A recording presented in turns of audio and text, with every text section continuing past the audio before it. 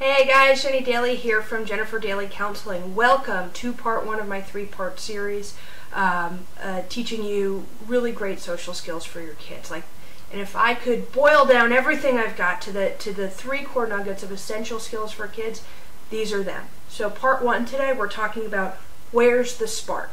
So the skill of where's the spark is a really great one. It's really good for kids who are really inquisitive and curious, and it's one that can help them figure out does the social world work. So kids who are really bright, these quirky kids, they often understand that there's a spark that makes an engine go. There's the steam that makes a train go. That mechanically they can figure out how things work.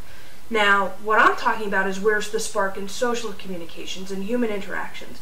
So how do you take kids who are already interested in the spark in an engine to the spark in social communication? And it happens in a pretty cool way. There are three parts to finding where the spark is. First, you've got to understand that there is an essential part of our human interactions where we have thoughts and we have feelings and we have behaviors, and they all work in tandem together. So, but what sparks our thoughts? What sparks our feelings? What sparks our behaviors? There's always a spark.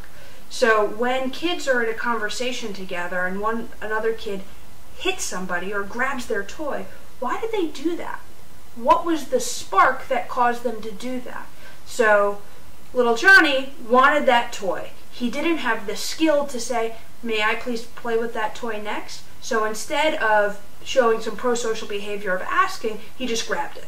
So instead of grabbing, if you can teach your kid to look for the spark, so what's the spark, why did that happen, they can then start the self-introspection of, well, if I want something, how do I really effectively communicate that thing that I want?